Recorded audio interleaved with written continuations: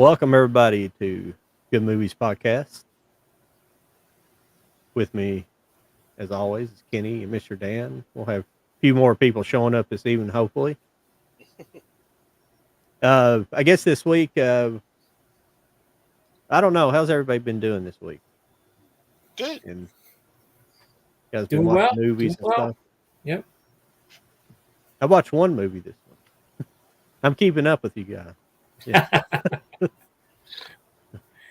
I've played. Go ahead. I think I've started about 3 and fallen asleep.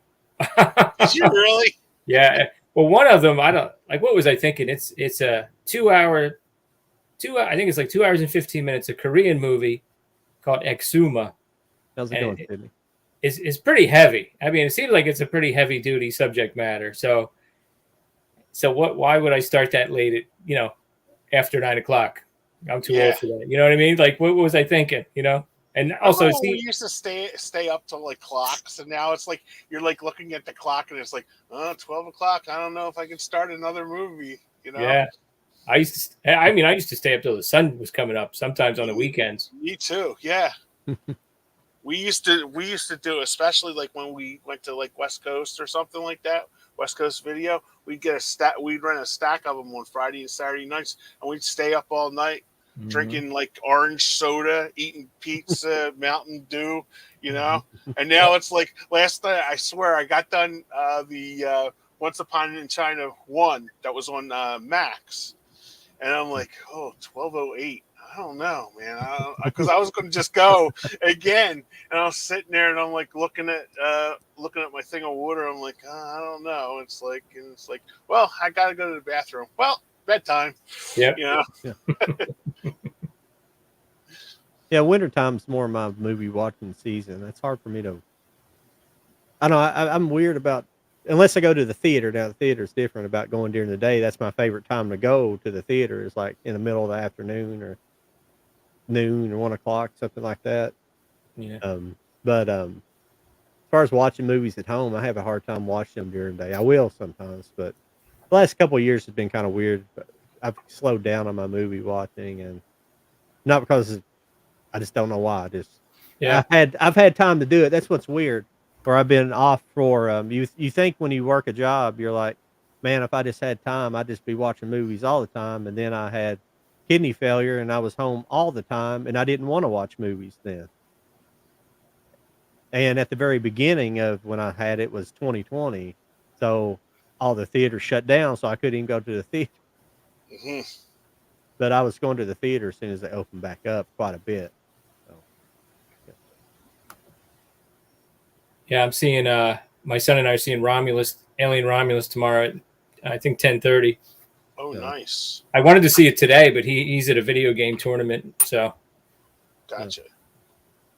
You looking forward to that one? Oh yeah, I'm very curious. I've been avoiding all spoilers and reviews. I'm very curious. And the cool thing is, like, I actually like one of the movies I showed him. Like, we've been talking. I'm talking about watching Aliens for a while because I showed him Alien a couple years ago, and I'm kind of glad we didn't watch it because now he's actually going to watch them in chronological order. Oh, okay. Because good. This one takes place between Alien and Alien, so I think that's actually pretty cool. That's really good. Yeah. Yeah, I just watched. John gave me his digital code for Furiosa. Dan, Furiosa is a really good movie. It was great. It was fantastic. I mean, I thought it was great. It's a shame. It really is a shame that it just wasn't in the cards for that movie to be, successful.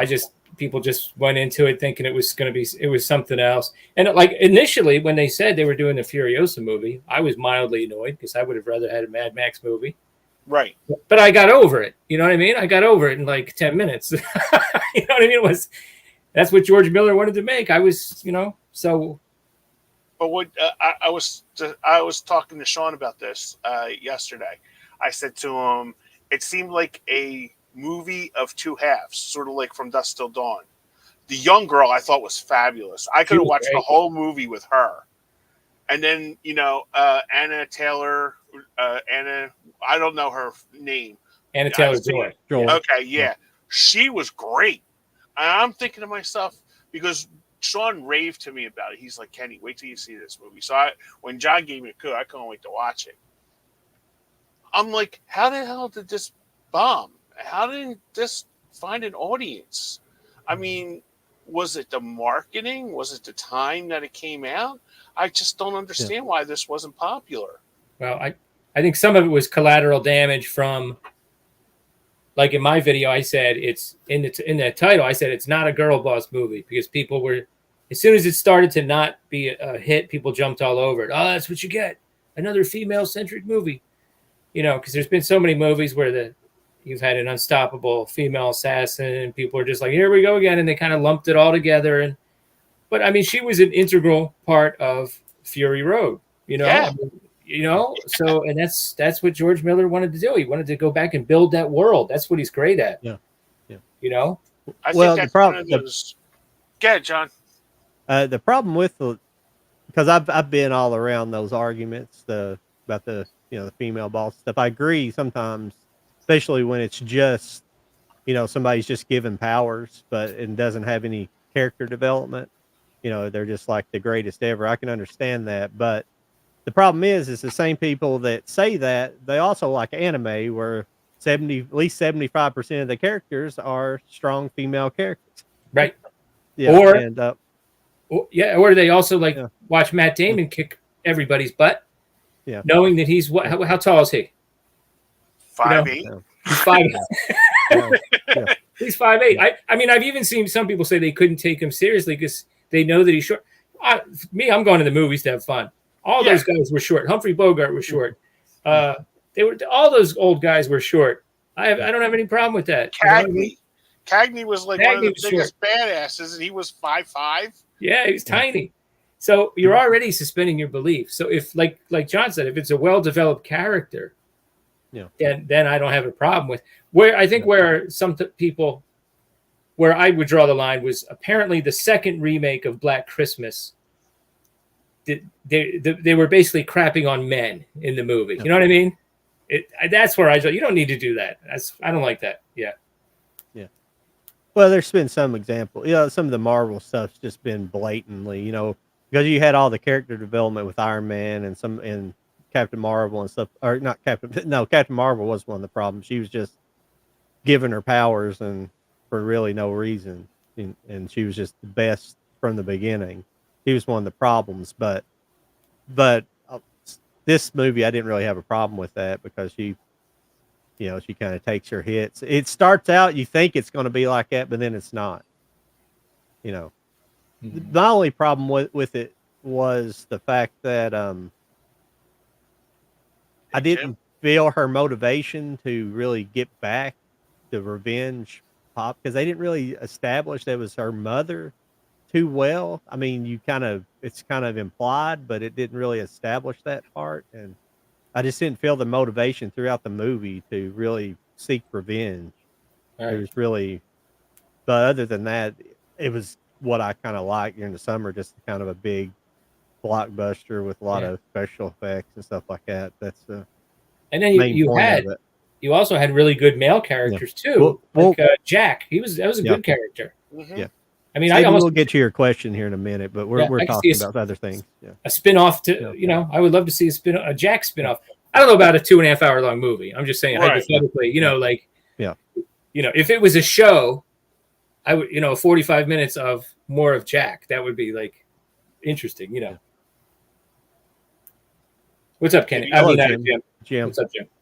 Yeah, the only thing I had a problem with is when, during the sandstorms and stuff like that, none of them wore goggles. They're on motorcycles and stuff like that, and they're like, none of them, even the bad guys had the masks on. They had no protection on their eyes, and I'm thinking, how the hell can they see in a sandstorm like that and blow it up and stuff like that? You just little things like that. Just I was I guess picking at, But I thought, man, that was just an awesome movie. Well, they were, for me personally, I've always hated amputations in movies. And I think the reason why is because of the scene in RoboCop. Uh, and as I seen that as a young kid, and I think it kind of traumatized me for amputations, and I just hate that. And I thought that was done. You didn't see it; Right. just happened, but you kind of know what's going to happen. She's going to get Yeah. like to make herself a robotic arm, you know. Mhm. Well, they 'Cause that's- basically had the world's biggest chiropractor there too. When they tied Yeah. them up on the motorcycles like this and just went, Yeah.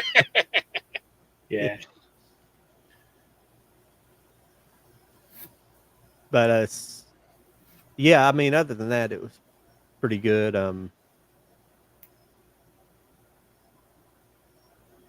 Always like who's the lead man? What's I always forget his name. Chris Thor. Hemsworth. Chris Hemsworth. Yeah, Yeah, I thought he was great. yeah, yeah. I I thought like he was the great character in too. I mean, he wasn't like the typical. There'd been so many villains. Like I saw the one trailer for the last Aquaman movie where the bad guy was like, I'm gonna murder him. I'm gonna murder his family. And we've seen that so many times before. Whereas Chris Hemsworth, like somebody even talked back to him once, and he was like, "Ooh, dissension in the ranks." He was quirky and funny, but you knew, like he had that guy torn apart by the motorcycles. You knew that he was capable of great violence. You know. When I Yeah. first turned it on, I only knew the girl was in it, Anna Taylor-Joy. Okay, I only knew that. I didn't know the Hemsworth kid was in it. And when he turned around for the first time, I was like, "Liv Schreiber." You know, he kind of looked like him in the face a little bit. You know, and then after a while, I'm like, "Oh, okay, yeah, that's the Hemsworth kid." Yeah. I'm like, "Okay, I got you." But he kind of did remind me of Liv Schreiber a little bit. So, all right, let's answer Sydney's question. Yeah, Sydney. I like ones that focus on all those things in one. You know, really, that's what I would want in a movie. If I want but I don't know how to answer that really. I mean, there's all kinds of different movies. Well, speaking of like Mad Max, this franchise. I mean, obviously, Mel Gibson famously had like 14 lines of dialogue in The Road Warrior. But you can have a minimalist character like that and still have a lot of development, you know. Yeah. If the story's good and there's little nuances, and I personally like movies like that. Yeah, I agree with you. Yeah, I mean, I like character driven stuff. It everything, you know, depends what kind of movie it is, and then the one that when it's a good movie. See, that's a problem. That's what I want in a Marvel movie. I want a superhero movie that's good at doing all that stuff, and some are. You know, Iron Man's a good example. That's where that's what happened with Disney. They kind of lost focus on that. Yeah. Yeah, Jim, my favorite movie this year is Furiosa. I love that movie. I can't wait to watch it again. I know. I think I'm going to go ahead and I think it's out right on physical media at Walmart, right? Yeah, John had given me the code for it. That's how I see it. Okay, yeah. Yeah, I ordered I'd forgot I'd pre-ordered the steelbook. Yeah, I just been cutting back after Kenny and I did the pre-order on Godzilla. Yeah, exactly. You're exactly right. Well, did you do the pre-order on the original Godzilla from Criterion? No, the -1 on Godzilla. We went to Godzilla.com. Yeah. And we ordered that. I think for me it was like $66. Yeah. But that has the black and white version, it in color, and then a Blu-ray disc of it too. Yeah. Why is everybody making such a big deal about it? Because I think Shin Godzilla is better. Really interesting. Shut up! Okay, now we can fight about this because I told you I got Netflix just to watch that movie, and I watched it 4 times on Netflix. I can't, and I've never done that to a movie where I'm like, okay, I gotta watch it again. Really, I love Shin Godzilla. I loved it, but I thought this one, like I said, you could have done so many, like you could do so many movies branching out on these characters. Hi, Lauren. Hi. How you doing? Doing good. What are we talking about? Godzilla. Godzilla. I told Ken, I was like, why is everyone making such a big deal out of the new Godzilla? The minus Minus one. one. -1, got -1, and I was like, I think Shin Godzilla is better. He said we should fight over that. So, I just like Godzilla in Shin Godzilla because I think he's terrifying. In He's that pretty movie. terrifying. I Yeah. like. And Yeah. It was where a he darker- shoots those bombers out of the sky with his, with his. That's his. That whole sequence is Mhm. crazy. Yeah, there's definitely some good parts. I like those like long shots of him like far away.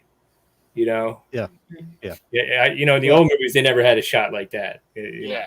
It was always looking up. Yeah. The camera was behind the model, and they were. Yeah. Well, and the guy that directed it, he's the guy that directed. He was the one that I guess he directed the. I don't know if he wrote it or directed, but he directed the anime series. The one that was on Netflix. Yeah, my memory's going for some reason. I don't know reason tonight, but it's Her name is John. yeah, no shit.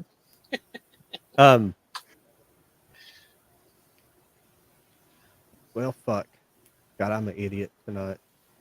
But he directed an anime series, and he throws in some stuff in there that's in some of the audio cues that are in the anime series. Yeah. Oh, shit. I love that movie, Sydney. Sydney's watching the original taking of Pelham 1, 2, 3. Oh, that's really good. Great. Walter Matthau and Jerry Stiller. There's a Martin Balsam's in that too, right? I think Martin Balsam's in that, and yeah, right, and of course Robert Shaw. Yeah, Robert Shaw. One of his great villain roles. Yeah. The remake was okay, but I didn't mind the remake. the remake was all right. It was a good little twist on the motivation, Yeah, it was. And Denzel was in it. And Travolta was really ruthless Yeah, in that movie. yeah, he too. was. Yeah. This series here. Oh, okay. Neon Genesis Evangelion. Yeah. It might be one my son's familiar with. Yeah, this is it's a pretty crazy. It's a love or hate anime. A lot of people hate it, and a lot of people love it. It was like massive in Japan when it came out. They had like video games, and they had all kinds of crazy slot machines with the. I was just going to say they have slot machines. One of my friends lives over in Tokyo, and in 7-Eleven they have a slot machine in the 7-Elevens over in there. And I was like, get a Slurpee, pull a lever, That's cool. Yeah. I saw a short, like a clip of Godzilla fighting like a bunch of like some of the classic monsters, like 1990 era. And apparently that footage was only filmed for not slot machines, but those pachinko machines in Japan. So you would go into an arcade and play like a Godzilla themed pachinko machine, and that footage would show there. But it was pretty decent. It could have been out of any of the movies from that era. Wow. Yeah, they have like parlors like that. They're just game parlors like that. I guess adult game parlors where it's like those type of machines. Mm-hmm. Lauren, we were asked by Sydney in the questions, what's your favorite movie this year so far? Oh, I would have to say it's a tie between Abigail and The First Omen. I personally thought those were really amazing. I thought Abigail was just like a gore fest, like fun, made me laugh and made me like shocked. Like the performances were great. Like the effects were amazing. So I loved everything about it. And then The First Omen caught me by surprise because it's kind of like a prequel, so like I went in really not expecting anything, but it just blew me out of the water. So I really loved both of those. So yeah, Abigail, the little girl in that movie was very good.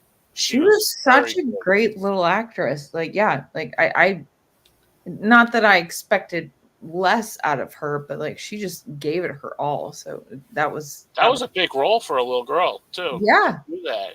Yeah. And I think from IMDb, I actually looked it up. Like I think the last time that she did something was like she was in like an Annie like live performance play. So wow, that's her first like actual like film. So yeah, I was very impressed with her. But yeah, she did a great job. Yeah, because usually you get those like young actresses and they're like Disneyfied or Nickelodeon. They come Right. from Nickelodeon. I never heard of this little girl before, but she really did good. She hung in there with everybody. Oh yeah, She really did great. And she has to be like menacing, like overpowering compared to the other characters, and she does that really well. So, admittedly, I've seen it like 3 or 4 times. Wow. But every time I watch it, I'm just like, "Girl, you are intimidating." So yeah, she did a really great job with that. Did you see Longlegs? Oh, I did, yeah. You did, so it did. Okay, just wondering where, if you thought. Okay, just kind of curious. Yeah, I feel like the third act kind of fell off a little bit for me, just in the sense that it was like very realistic, and then all of a sudden, like it pivots to something different. Yeah. Which is okay, because I went in expecting like Silence of the Lambs kind of thing. Yeah. And it's okay that you don't have to like copy and paste what has already existed, which I liked that, but I need to rewatch it to kind of like really like restructure my head, because I went in with an expectation and it was pivoted in that sense. Right. Yeah. But I thought the performances were incredible. I love Nicolas Cage. So like I went in there mostly for Maika and Nicholas, and I was like, that definitely they were incredible. Yeah, I really like her. But for me though, I didn't even know Blair Underwood was in the movie, and he surprised me. I thought he was great, and he's a guy. I don't know. Do you guys think like he never really like didn't I kind of feel like they expected more out of him when he was younger, like he was going to take off, and he never really did. He was in some movies like Just Cause, but he never really became a big star. Yeah, right? He was supposed to win because they featured him on LA Law all the time. Yeah, like everything pivot more around, especially after like Spitz left. They pivoted off of Arnie, Corbin Burnson, and just was Blair Underwood. And he literally, like you said, he did a couple movies. They didn't do well, and then he just kind of just disappeared. Yeah, he's older now, and he was really good in this. Yeah, it was a really great story. I mean, again, performances, like all of the effects, like the way that Nicolas Cage changes his like voice, as well as of course like the features that they put on him and stuff like that. So yeah, I thought everyone in Longlegs was great in all of its own way. So nice. Sydney was wanting to know, Lauren, what 3 horror movies do you dislike and will never watch again? Oh geez. I don't like to be negative. But the first one that comes to mind is Malignant, actually, which is unfortunate because I love James Wan, but I watched that movie 3 times and I wanted to like it so bad, but I just couldn't. So that's one. And there's, I think it's like early 2000s movie, Boogeyman. I think it's like 2001 or something like that. It scared the bejesus out of me when I was a kid, but I tried to rewatch it and I was just like, this is atrocious. And I guess the third one, let me think. I don't know. I wouldn't necessarily qualify this, but since it popped into my head, I'll go ahead and say it. The Grudge. That's another one that when I originally watched it as a teenager, it scared me to death. But then I like revisited it and I was just like, this ain't scary. So those would be my 3.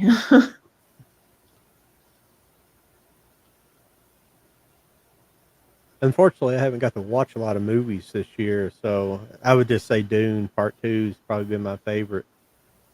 Where I haven't been able to go to the theater in a while, so I haven't got to see hardly anything this summer. So Dune Part 2 would be mine. Sorry, I'm late on my answer for that, but Yeah. Jim was like, I used to love Larry Drake and L.A. Law, and then when I saw Darkman, I was blown away. But wait a minute, Jim. You have to know Larry Drake for this. Oh yeah, I was just going to mention that too. Bubba didn't do it. He was so good in this. Have you seen this, Lauren? No, Dark Knight of the Scarecrow? I'm familiar with it, but I haven't actually watched it. Oh yeah. Well, I was That late. was a big rental. Yeah, it was a made-for-TV movie, and I missed it when it came on. I don't know where I was or what I was doing, so I was late to the party on it. I mean, I saw it like 10 years ago, but man, it's really good. Oh, that's awesome. Did you say it's like, was it a TV like series kind of thing, or is it No, I think originally, my Patrick from Have Cheatable View was saying they were actually developing it theatrically, but then they changed it to a TV movie. So it's a made for TV movie. They actually came out with a second one a couple years ago. Like one of the co-writers was involved with it. Oh my gosh, it was bad. I actually have a rant video on my channel about it. And I rarely tee off on a movie like that, but it was so bad. Got it? Okay. No, I was just curious because, like Stephen King's it's kind of like a TV, Right? Yeah. Yeah. So I was just curious if it's like that or if it was like whatever it was. So. Yeah. Yep, that's right. He was also the homicidal Santa. Yeah. Yeah. Yeah, he's a really good actor. He's a really good actor. That's pretty cool. Yeah, he actually taught special acting classes on how to act as a mentally challenged person. Really? Are you freaking joking? That's so cool. In LA Law, he played like a mentally challenged person. Yeah. In LA Law. But that's so impressive that he's able to like portray it enough where he feels confident enough to make a class. He was really good in that. Cool. Yeah. He was really good in that show. Oh, that's awesome. Very impressive. There was when they rebooted The Outer Limits, there was an episode where he played a janitor. It's kind of similar. I mean, he was deaf and he had cochlear implants, and I think he worked in some kind of laboratory, and he was getting these signals from this alien through his cochlear implants. Mm. But he was like, they just thought he was crazy because he was a janitor, And I kind of forget how it ended, but he was kind of clever. It was pretty clever. Well, that's very cool. Sydney wants to know, give your thoughts on these two movies, Jacob's Ladder, 1990, and Into the Mouth of Madness, 94. I'm pretty sure I've seen them both. Definitely Jacob's Ladder. Jacob's Ladder is like a Vietnam movie about Agent Orange, isn't it? I mean, I've been meaning to watch Jacob's Ladder, but it's like a psychedelic. Yeah, they give them these psychedelic drugs. Yeah, I've heard a lot of really good things about it. It's been on my watch list. I keep meaning to watch it, but Into the Mouth of Madness is a really fantastic movie, so I definitely love that one. Jacob's Ladder, my buddy described it as the ultimate mindfuck movie. That's how it looks it. It's nuts. But doesn't it have something to do with that? What I was talking about, isn't that part of the plot, or am I thinking of another movie at that era? So they explored like Agent Orange and Vietnam or something like that. I watched it once. It's not Agent Orange, but there's was it Tim Robbins or something? Tim Robbins, yeah. It's some kind of hallucinogenic thing. Like there's the one guy. Was it Craig Wasson? Maybe I forget. It's supposed to be like MK Ultra or something like that. Yeah, something like that. Yeah, like he actually had done some of the experiments, and he even says this isn't like a normal bad trip. Believe me, I've had plenty of those. But he was like a chemist hired by the CIA to make this stuff, and then he feels guilty about it, and he's trying to track these guys down and help them. Yeah, and it's crazy because Jason Alexander plays the lawyer. Yeah, I was just gonna say, and I was a kid when I Matt saw it. It's been Matt a long Craven's time. the other guy, Dan. Yeah, Matt Craven, not Matt yeah, Craven, that's the guy, yeah. Matt Craven. Yeah, that's a great cast. Ving Rhames is in it, and Macaulay Culkin is his son. Yeah, Before Home Alone, actually, and really, like, there's one scene they have it is so heartbreaking because his son passes away, and he's having this memory of the two of them. Oh my gosh, really good acting. It's been a long time since I need to definitely re-explore Jacob's Ladder. It's been a long time since I've seen that. How do you feel about John Carpenter's Prince of Darkness? Big fan. Saw it on at my college theater. No. I rented it. I liked it. Yeah. I feel like at least in the Mouth of Madness, and forgive me because they both have Sam. What's his name? The actor Sam Neill. But it reminds me a little bit of Event Horizon. Different, obviously. Mhm. But Yeah. I like how it's very like otherworldly and stuff like that. So like I haven't seen Jacob's Ladder, but it does sound like it's in that same realm. So I think that's really cool. I like when movies kind of like test you in terms of like your like mentality, Yeah. for lack of a better term. But I think that's really cool because every time that someone brings up In the Mouth of Madness, I think of Event Horizon because that is not even that it's Sam Neill as well, but it is also like just it makes you question, am I actually seeing what I'm seeing?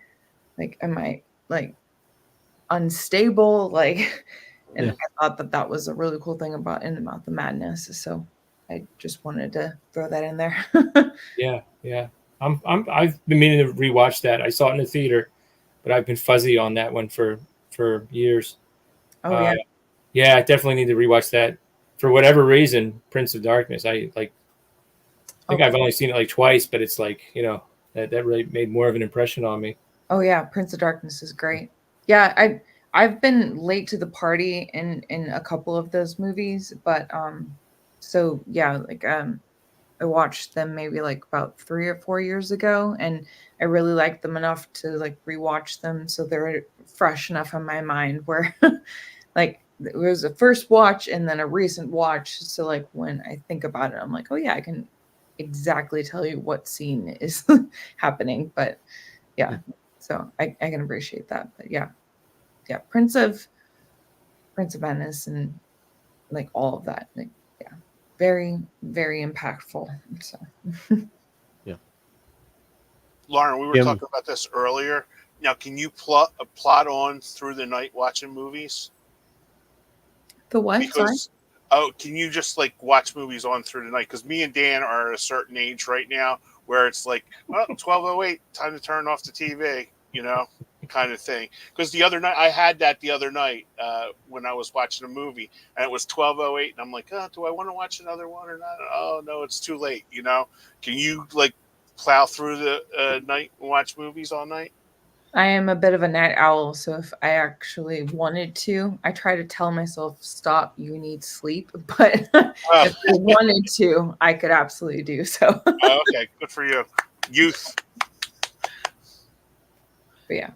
It does suck. I need, like, adult Lauren is like, hey, bedtime. I'm like, oh, but I don't want to. It's like, bed. Yeah. So I have to be my own parent at sometimes. Jim was saying Jacob's Ladder and Ghost were both written by the same screenwriter the same year. He described Ghost as heaven and Jacob's Ladder as hell, and deal with death. Yeah. See that? That ending, that end of Ghost just gives you goosebumps still.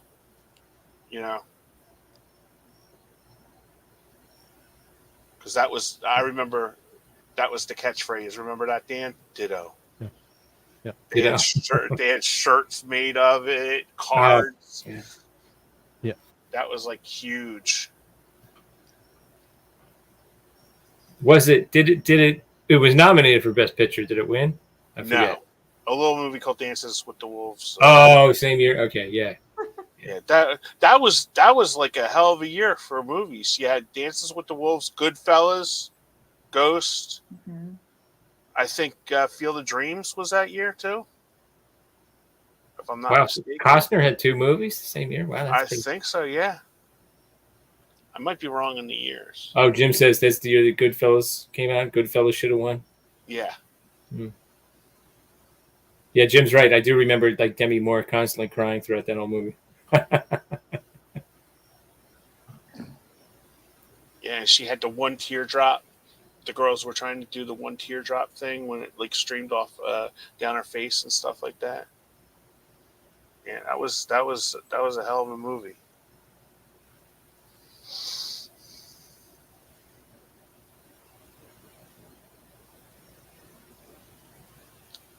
If you had to choose 2 movies by Christopher Nolan, which 2? Insomnia, The Prestige, Memento, or Inception? Memento and probably The Prestige for me. I would do Memento and Insomnia. I'm fuzzy. I think I'm fuzzy on Insomnia. I don't know if I saw that, but so I guess I'd have to go with Prestige and Memento. Yeah, I'd do a Prestige and Inception. Those would be my 2. I think Inception's one that just I don't know why. Like I watched it, I enjoyed it, and I don't think about it that much. I never really had the urge to go back and rewatch it. Exactly. I feel like all of those like are a little bit over my head, but like Inception, I had to watch a couple of times. I'm like, okay, I think I understand what's happening. It's I enjoy that it's like just extremely intriguing, like to the point where it almost is over my head. I'm like, what is happening? But yeah, I do enjoy that, and like the cinematography of like the tilting of stuff, like I thought that was really cool. So. Yeah, it's a hard choice between Inception. I just like Memento, just the whole reverse chronological order it was put together in. I like that. The whole movie's in reverse. Yeah. I thought that's really cool. But yeah, I like the whole what you were talking about all the cinematography and things like that in Inception. Yeah. Really nice. Yeah. That's one of the things that I love about being like a movie lover is like you can enjoy, you know, you guys might not know, but like I'm like a horror like centric person, but I love all kinds of genres. One of the things that I love about a movie is like, can it like scare me? Can it excite me? As like an action movie, like all that kinds of stuff. But then I look further into it where it's like cinematography, score, like all that extra stuff, like all of that comes together to like then give my review or just opinion on it, where it's just like I just love it because of these like all of these different things that come together to make it like a great movie. I often get told that I overrate movies, and I'm like, well, if I love it and then it's your opinion. all these other things are great, why am I going to give it only 3 stars? If I like it that much, this is my people.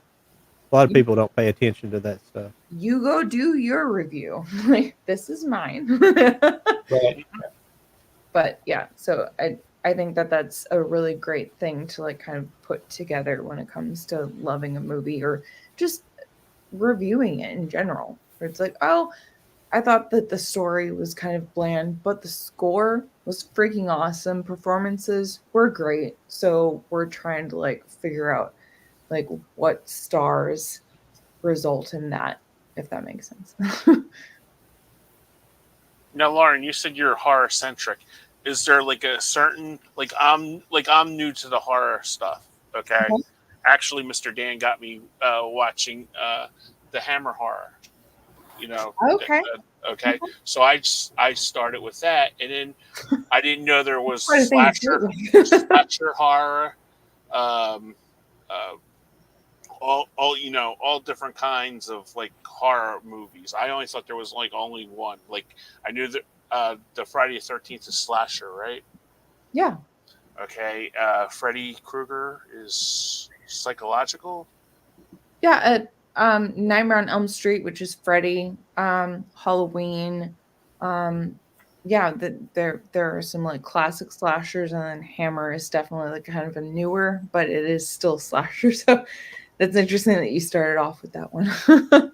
Well, I watched Dan was one of the first guys that I watched on YouTube, and it was kind of interesting because I remember those. Me and Dan are from the same area, so when we used to watch like the Dr. Shock on Saturdays, they had those kind of movies. Yeah. So it was like, oh, okay, I'll get into watching them, and then I started watching Svengoolie again. There he is. Oh, there's Dr. There's Oh, Dr. there he Shock, and that's his daughter, Bubbles. She And I was the same age as Bubbles. Yeah, right. She did. He did. She was there every show. Yeah, this is great, Kenny. I will have to show you this sometime. It's got a list of all the movies that were on Oh, that's and when they were on. So funny. it's kind of cool to go back and see, like, because I remember specifically. I didn't mean to interrupt. Sorry, but I remember specifically when Godzilla versus the Sea Monster was coming on. My dad was like, "Let's go get a haircut." I was like, "We can't go get a haircut. Godzilla versus the Sea Monster is coming on." He's like, "We have 2 hours. It's on at 2 hours." So I can tell you, like, it was either in October of like the 1 year, like 77, or January of 78, because those were the 2 times it was on, something like that. Fantastic. Yeah, it's wild. That's great. I wasn't quite born yet by then. I was born in the end of 78. Right. That was the heyday of Dr. Shock and Godzilla movies. Yeah. I was going to tell Lauren that link I sent you earlier for Scott Michaels, the Dearly Departed tours. He was just, I saw one of his older videos, and he was outside the original house, the Friday the 13th house, or no, the Nightmare on Elm Street, the house in the original Nightmare on Elm Street. What? He was like, yeah, my car's in the shop, so I'm gonna walk around this neighborhood and point out all the things that's went on. He knows like everything about LA. He used to own Scott Michaels owned he had a thing called the Dearly Departed tour where he went around LA and took people and showed places where people died, and he did like a Helter Skelter tour and stuff like that. But he also owned a museum there in Hollywood that was he had like he had the what's her name Elvira. But he had a bunch of, it's just death oriented stuff. People, like mementos from like death. It's taking a shot. No, I'm not laughing at you. Okay. Elvira is a great pick. Sorry, I'm way behind on our thing. But in Philly, Lauren, we had an old lady named Stella that was Saturday Night Dead. It came on after Saturday Night Live, so it was like I knew it wasn't Stella, so that's why I said Elvira. So yeah, I love Elvira. So yeah, I just thought that was funny. There's just like Elvira. Yeah. Jane Mansfield. I don't know. He had Jane Mansfield's death car in his museum. Wow. The famous car that the Mansfield bar ended up being named after, on the back of a semi truck. That bar, that kind of T-shaped bar on the bottom of it, because that's how she was killed. Like her and like her manager were driving on like after some show she done some kind of personal appearance like in Mississippi, I believe, or Alabama or Mississippi, and they were driving this country road, and there was a truck that was spraying like insect repellent off to the side of the road, and like they didn't see it, and they ran under the back of the truck, and like it pretty much decapitated her, and her children were in the back seat, but where they were so short it didn't hurt them at all. Pretty crazy. Yeah. That's a crazy movie too. The Wild World of Jane Mansfield. Have you guys seen that? Oh no. Yeah. It's just like a kind of a documentary about her. Mhm. How about speaking of movies about crazy actresses, Candy? Do you remember No More Wire Hangers? Hangers. Yeah, Joan Crawford and Mommy Dearest. Yeah. That was on HBO all the time back then. I remember them talking about that in school, and I'm thinking to myself, what are you guys talking about? You know? Oh, I don't know. Basic Instinct or Fatal Attraction? What do you? Yeah, Fatal Basic Attraction. Instinct, pretty good. Fatal I don't Attraction. really have an opinion on either one. Really. And I do love The Lost Boys, but I'd have to go with Fright Yeah, Night. Fright Night was a Yeah. better movie, I think. Yeah. A lot of nostalgia for The Lost Boys. I saw that in a college theater too. It was so packed. There were Lost Boys. Oh my gosh. Well, I had already seen it twice, but so whatever. But they said, well, you could sit on the stage on the side. Are you kidding me? No, so we sat on the So stage you're biased. We looking at the movie like this. Oh man.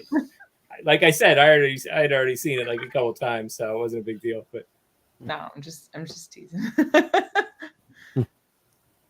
Basic Instinct. Yeah, I don't. Oh yeah, Lost Boys, like definitely for me. But I'm not negating the love for the other movies. Just like I love Lost Boys so much. yeah, I have a dress. I've got shirts. I've got like a steel book. Like Really? Really. I love it. my buddies just did a on the Mad Bloods. They just covered the first episode of Tales from the Dark Side.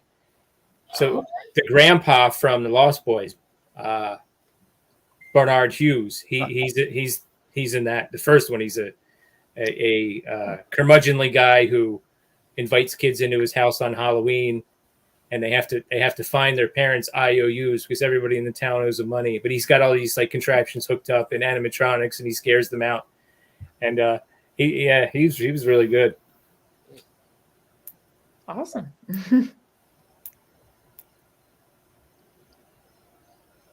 Texas the original. Choose one. The original: Texas Chainsaw Massacre, Halloween, Friday the 13th, Chucky, The Last House on the Left.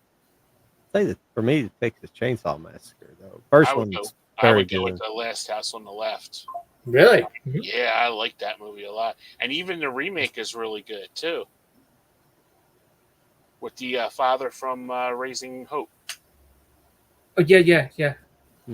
That's the one where it's like the parents kind of take over the revenge plot, right? Yeah, in the last act. Yeah. The killers stumble in both Or the films. The second killers half, stumble right. their way to the parents, not knowing that it's the parents of the. It's a hard watch, but It is both The of them revenge- are rough. the revenge aspect is what makes it worth that hard Yeah. part to watch. Yeah. I mean, it's a tough choice. Halloween's good. Friday the 13th's good. First Child's Play's good. Looking at the choices. It's Texas I thought Chainsaw they were- Massacre, Halloween, Friday the 13th, Chucky, and The Last House on the Left. I personally would go with Texas Chainsaw just because I really like how like at its time it was very original. Mm-hmm. Of course we've made like a million after it. Yeah. But it was like the whole like the red door opening and just like the grabbing and stuff like that. Like I thought that was very unique. Yeah. When you can like just hone yourself into like its time frame. That's one of the reasons why I really like watching older movies, because if you can, like, you kind of just like ignore like what is currently going on, and you're just like, okay, this movie came out in 1970 or whatever, like, so I'm putting myself, I'm in that time frame. And so like getting to experience it as much as you can, like that is really cool. Because then after that, everything else is like, oh my God, like it was inspired by this, or you watch another movie and it's like, oh my god, it was inspired by that, and like, so I think that's really cool. And you don't even have to really see like the body on the hook thing, like just Right. the screams and The like idea of it. you You don't see even him have to see it You see Yeah. him walking her over there. happening. Yeah. It's like, oh, Yeah. And I really like how like older like horror movies do that, where you don't need to see it. You just get the implication, and that's scary enough.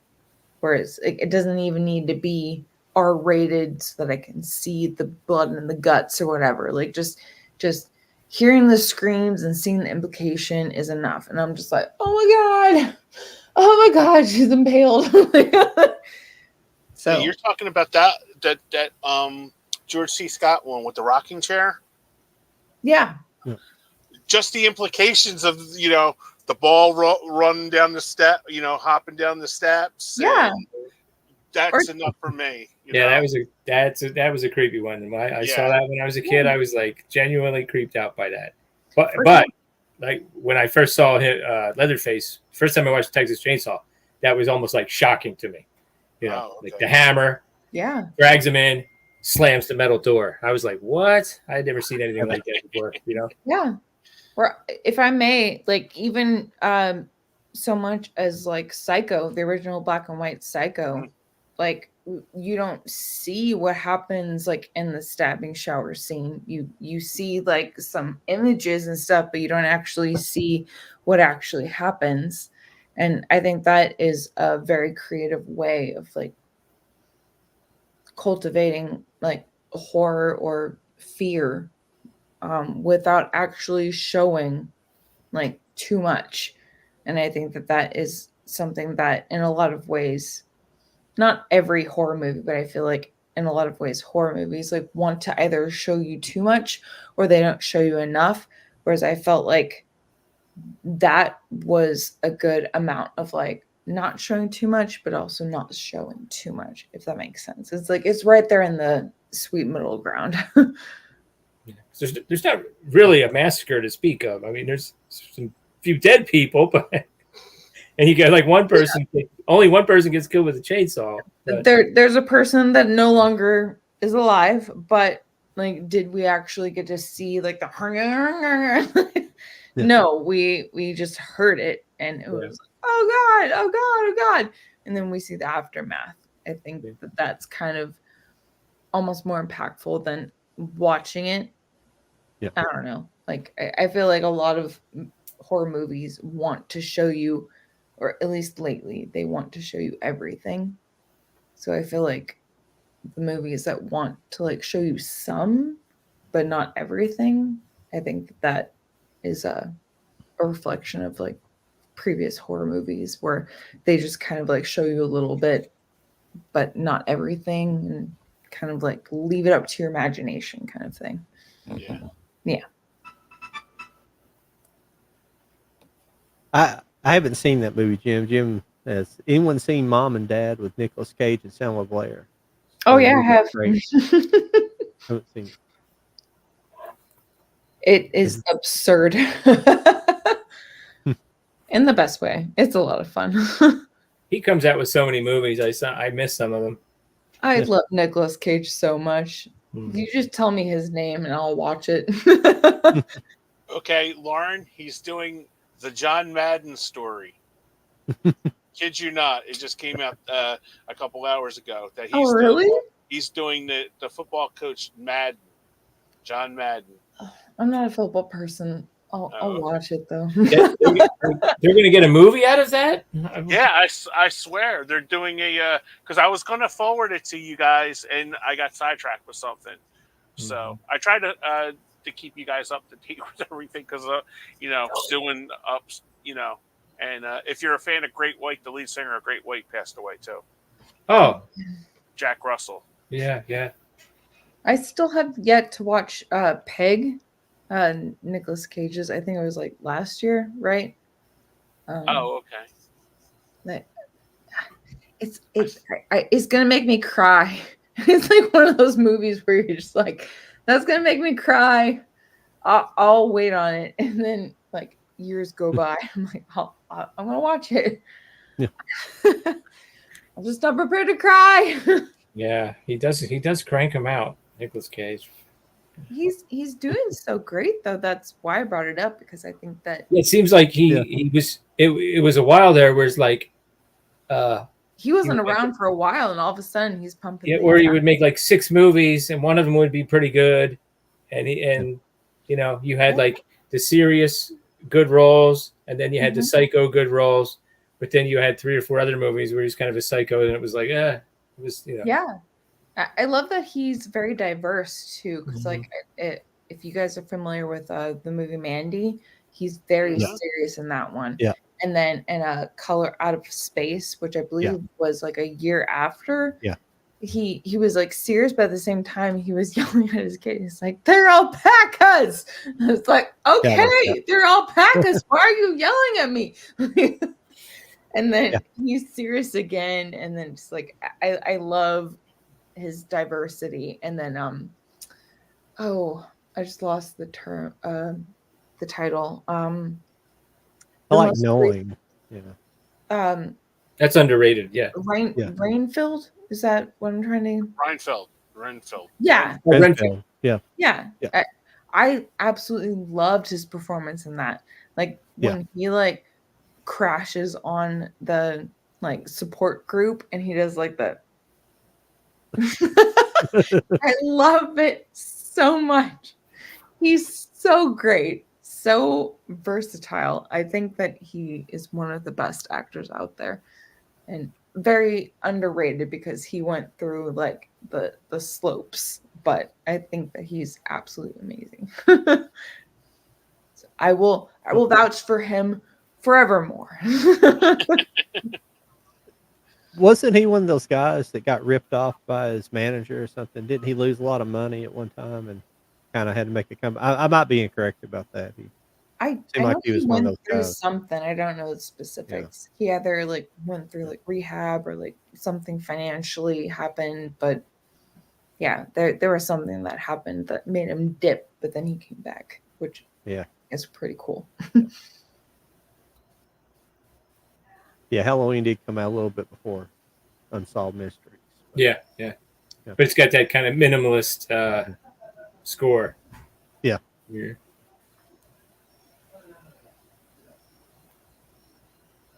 Hardcore Jason Voorhees fan. I really think Halloween franchise is so highly overrated. God bless you. Yeah, but that last movie Nick Cage made was good. The Unbearable Weight of Massive Talent. Oh, I enjoyed that one too. Yeah. You're talking about Ends? Nick is a Nick Cage movie. Yeah. Okay. What's the title again, John? The Unbearable Weight of Massive Talent. I think it was. Might have just been called. Yeah, that's the whole title. I think people just called it Massive Talent or something like that. It was the one where he played himself in it. And Pedro Pascal, Pedro Pascal like pays him to come visit for a birthday party. Birthday party. He gets into this actual like action movie for real situation where Pedro Pascal's like a drug dealer. He kind of makes fun of himself too in the beginning of the movie, because Doogie Howser's his Doogie Howser's his agent in it, and he goes, "You can actually do 2 movies in like 3 months. You can, you know." Yeah. How was the video game tournament? Oh, it was good. Good. Come here. Is my son Harry. Hello. Hey, Harry. How's it going? You excited for Romulus tomorrow? Oh yeah. We're going early, aren't we? Yep. 10:30. Yep. What games? All right, I'm gonna scoot into the other room here. What games? What games do you play? Can you hear me, or you got? Yeah. I went to a Smash Brothers tournament. It was fun. Oh, awesome. Oh, It's Yeah, I nice. play classic games on YouTube pretty much, but I mostly run Super Metroid. Oh, Super Metroid, awesome. Yeah. Yeah, I'm not a speedrunner, but I do 100%. Oh, Regular 100% run. still really hard. I could never do that for a game. Yeah. Well, good for you. I'm mostly like Skyrim and like Resident Evil kind of. Oh yeah, Yeah. big open world games for Skyrim. I love open world. Yeah, that's my Yeah. thing. Yeah, I just like competitive games a lot. Specifically No. Smash. It's really fun to do it. Yeah. Yeah, that's Those awesome. are huge. That sounds cool. John Like mentioned. people are gonna. John mentioned ahead. the neon. What's that called? Neon Genesis Evangelion. Evangelion. Yeah. Yeah, Evangelion. Yeah. yeah. Yeah. Because apparently the writer that wrote Shin Godzilla. So there's some stuff. in Oh there. really? There's some stuff. Well, in there. he directed Shin Godzilla. I He don't know if he directed Shin wrote Godzilla. it. Yeah, I That think he also did. kind of Yeah. in my head that also makes sense. Yeah.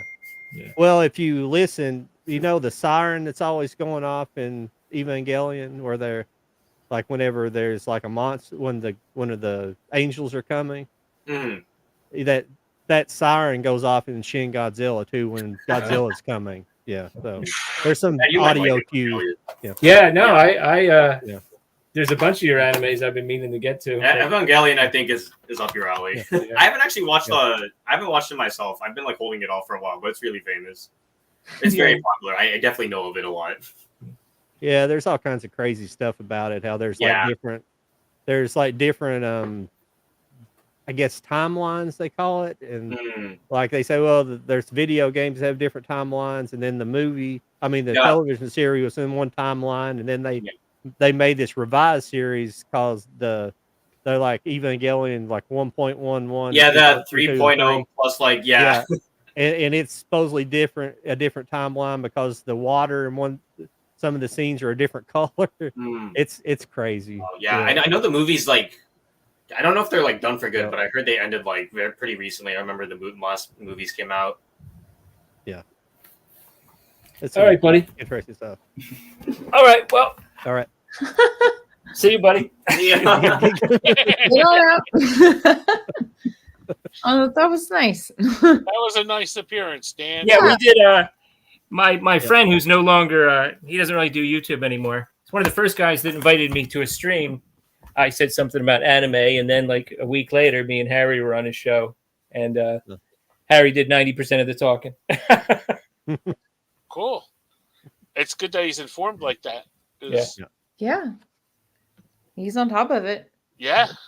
All of us were throwing out like game like titles and stuff, and he's like, "Oh yeah, I know what that is." And so I thought that was cool. Dan, I really didn't want to embarrass myself and say Pac-Man. Game wise, yeah, Kenny and I are like up to Pac-Man. Yeah, I'm sorry. Pac-Man Classic. Come on now. Because the problem with me, Lauren, is I'm totally colorblind. Okay, and I that can't doesn't see. help with the game. Yeah, I can't see anything with the games, that are going on in the games. Because I remember when we got PlayStation, we had just got PlayStation 2, and I'm a huge Star Wars nerd, as you can tell. Mandalorian. That and Wreck-It Ralph. I And love the Wreck-It those. Ralph. So it was like I've said it before. I just like I got home and I was like excited to play it and I couldn't see it. So luckily it's rectified because my aunt bought me colorblind glasses, so I can actually see the colors now. Because I bought Wreck-It Ralph 2, so I can watch it in all the colors now. Mhm. So I'm really excited about that. Oh, that's cool. Yeah. Every time that we collab together, I see your poster. It makes me want to just rewatch Wreck-It Ralph. So Oh, Oh, see you later, that's Jen. why I I'm had to sorry. bring it up because it's like I love that movie so much. I think it's so cute, and I like how everything just like came together. Like they, got the new and the old stuff together. Yeah, it's so gosh darn adorable. I love like you said, like the new and the old, and like it has such a very compelling story, and then the way that it concludes, and just like if that little girl loves me, I'm like, oh, it has me crying and then dancing at the end. Like it has such an uplifting like ending song during the credits, and I'm just like literally in my living room. I love this movie. So yeah, that's me. Anyway, Hmm. back to you guys. I'll have to check that out. Oh, you Oh, never it's seen so Wreck-It good. Ralph? No, I've never seen it. Oh, Oh, you gotta watch that. Oh. That's you gotta so watch good. it. Okay. No, it's the your wife will love that, Dan. It's so genuinely, it's adorable. It's It a is so really cute. cute movie. It is so cute. And this is coming from someone that loves horror. It Yeah. is so cute. Everyone will love it. I completely concur. It is really good. It's just I need to compose myself. No, it's fine. so cool. That's what movies are meant to do. It just brings so many emotions where it's like you start off like really feeling bad for this character who is like ostracized from its community, and then it's like, oh well, like I'm not bad guy, I'm just bad guy that's bad guy. And then it turns into it's like, oh, like if I like get this jewel, then the people in my community will like me, and then that propels him into having a completely different experience. And then and then he meets someone else that ends up being very important to him later on and stuff like that. So yeah, it's so good. I love it so much. Yeah, it's really cute. It's got a nice story for kids, and the Yeah. kids can pick up on that too. You know. Oh I yeah, don't think I've seen I the think it's second. for all ages. Yeah, absolutely. I Sorry, can't remember if I was saying I don't think I've seen Wreck-It Ralph 2. I can't remember if I saw it or not. Oh, so good. Sorry, This I'm getting behind this on that. weekend, go watch Wreck-It Ralph. It's good. Yeah. It's worth your time, I promise. Yeah. Well, I've definitely seen the first one, but I haven't seen the second. Can't remember. Oh, okay. I can't remember if I've seen the second one or not. I know I own the first one. I think I did, but I'm pretty sure I own it. Lauren, Yeah. did you see the second one? Oh, I've seen the second one. I was Oh, about to say that I feel like if I were to, like you go watch the first one and maybe kind of ignore the second one. I don't think that it's bad, but it's not up to par with the first one. In my opinion. Maybe that's When he why I goes can't up, remember he it. goes, "You mean I could just go here and buy stuff?"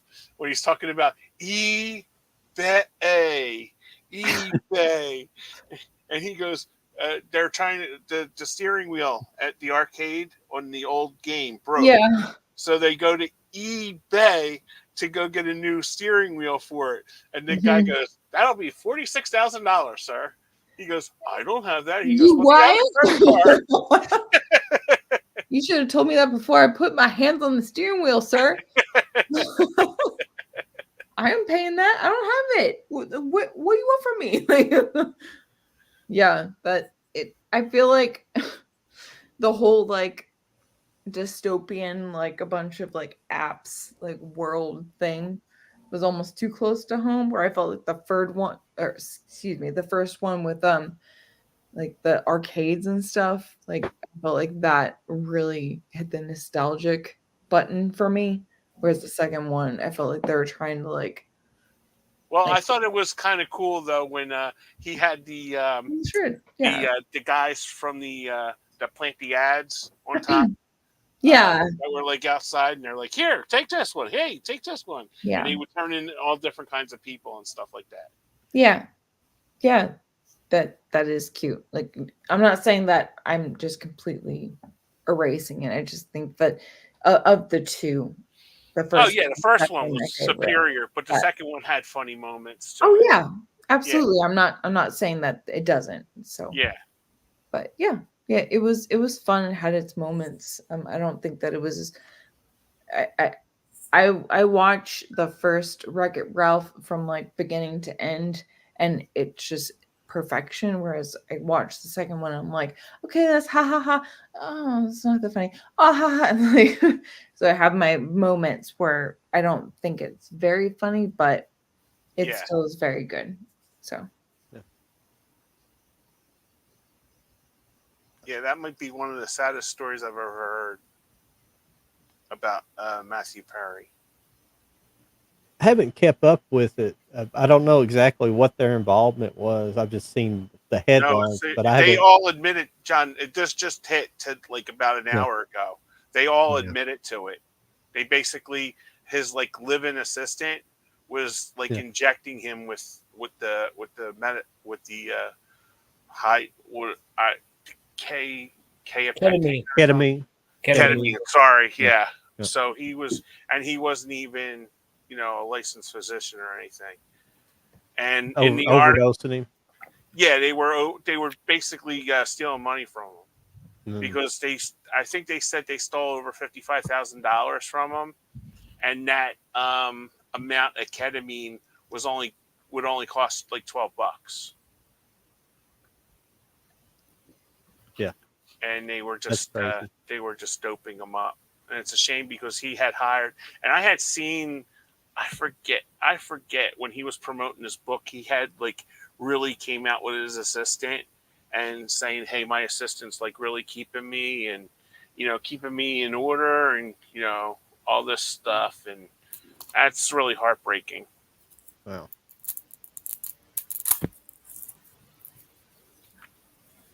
Yeah, Pop Master. But Yeah. as far as the kind of the title of our um, show tonight was the movie season a success. I went to ChatGPT to see what the worst movie season was in the past 30 years. And earlier I was talking about probably this year just because it's not had a whole lot going Worst. on, but I forget about Oh, that's 20 with long. COVID. So this is what ChatGPT said. Okay, the summer box office can be quite telling of a film season's health. And while there have been several challenging years, the summer of 2020 stands out as the worst in recent memory.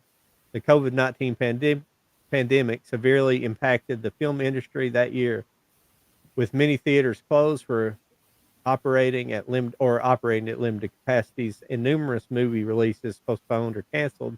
This Mhm. led to a significant drop in box office revenue compared to previous years. Mhm. In terms of more typical years, the summer of 1995 also had a notably weak box office performance. Though it wasn't as catastrophic as 2020, some films didn't perform as well as expected, and the overall revenue was lower than in other years. Now, if you go back to '95, there was some extraordinarily great movies done in '95. Usual Suspects, Braveheart, Glory. Wasn't Glory in '95? Hmm. I'm going to look up. Uh, Okay. Die Hard with a Vengeance, Batman Forever, Casper, Jumanji, The Bridges of Madison County. Excuse that me. was huge. That was really Wow, huge. that's hard to believe. That's all these. That's hard to believe. That's crazy. Yeah, Nobody ever said ChatGPT is correct. yeah, no, but I'm just saying because the book was huge, and then you had Streep and Eastwood together. Because I remember there was a whole bunch of people renting that, Yep. and when it came out in the movies again. While You Were Sleeping came out that year. The Net. Yep. Yep.